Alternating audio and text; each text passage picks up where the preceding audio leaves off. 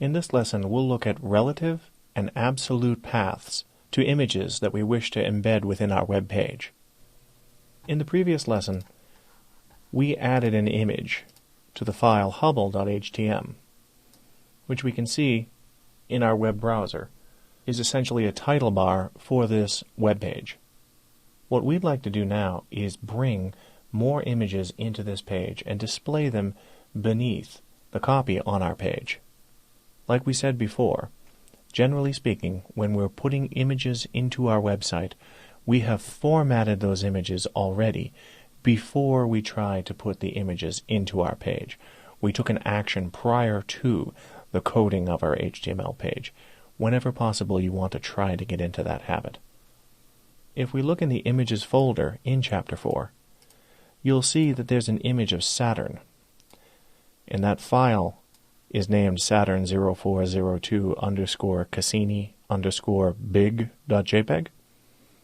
If I double-click on that image, Preview will launch on the Mac, and looking at this image, I might determine that I wish to have this image inside my web page. Also, this beautiful image is out on a NASA web server. If I didn't have this file local on my machine, which we do, courtesy of NASA, I could refer to this file on the NASA server and embed that same file within my web page, just as we can embed, by way of an image link, which we've seen before, a local file. Let's take a look at how we do both. I'll quit out of Preview from the Preview menu and select Quit, or on the PC, File and Exit, and from the Project Files folder, I'll go into Chapter 4 and find hubble.htm and open that up in TextEdit by clicking and dragging the file onto the TextEdit icon. And I'll tile my windows so I can see all three, just to make things easy for me to navigate later on. And what I'm going to do is scroll down so that we can put the image of Saturn that's on your computer after our unordered list. And then we'll create another reference to that same image out on the NASA server. First, I'll add a title so that I know which image is which. We've done this many times already now using a heading tag.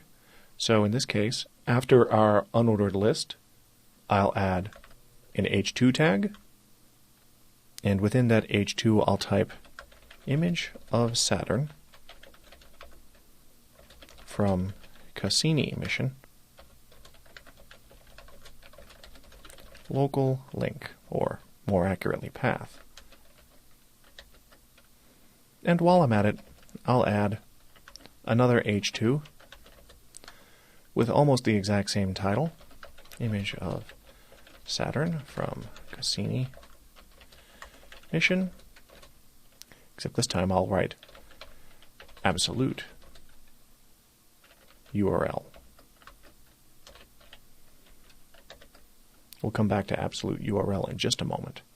But for right now, I'm going to tab over again underneath my first H2, and I'm going to add an image tag that will point to the image of Saturn inside the Images folder in the Chapter 4 folder.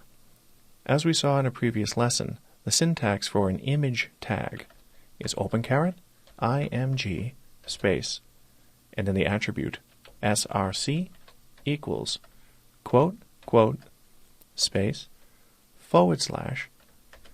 close caret.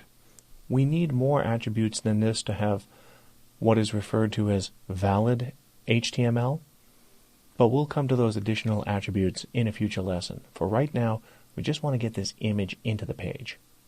And since we know the relative location of the hubble.htm file is on the same directory level or same folder level as the images directory, the local path to the image of Saturn is images /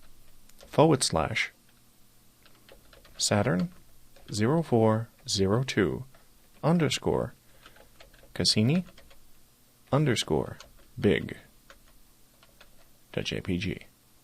Now if I save this file, switch over to my browser and reload, and scroll down, I see my H2 title and then this huge big image of Saturn. I even have to horizontally scroll over to see the entire image. If I keep scrolling down, I then see the second H2, which we see right next to the image here in our HTML file. We'll contend with the size of this image in a future lesson, but for right now, we now have a local path displaying this image in our web browser, which I can see here if I scroll up a bit. But I also happen to know that this very image is out on the internet, not just here on my machine. If I want to create an image reference to an image out on the internet, I can do that using the same syntax as we've seen before, but with a little bit more information in our SRC attribute. After the second H2 title, which we created a few moments ago, enter the syntax for entering an image, which we've seen is img, image tag, src, source attribute, quote, quote, space, / close caret. Now, within the quotes, this is where you would enter the absolute path, the complete web address to the location of the file that you wish to display on your page. Having gone out and visited a NASA server earlier, I wrote down the URL http://antwrp.jsfc.nasa.gov/apod/image/0403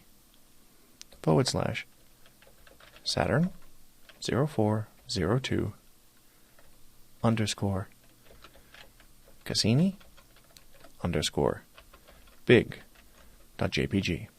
Now, if I save this file and switch over to my web browser and reload, I can see underneath the H2 for absolute URL, image of Saturn from Cassini mission, if I scroll down, I can see that image is again displayed on my page, except this image is coming from the NASA server,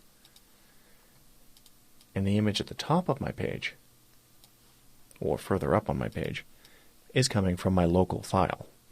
Same image, two different locations, both brought into our page using the image tag.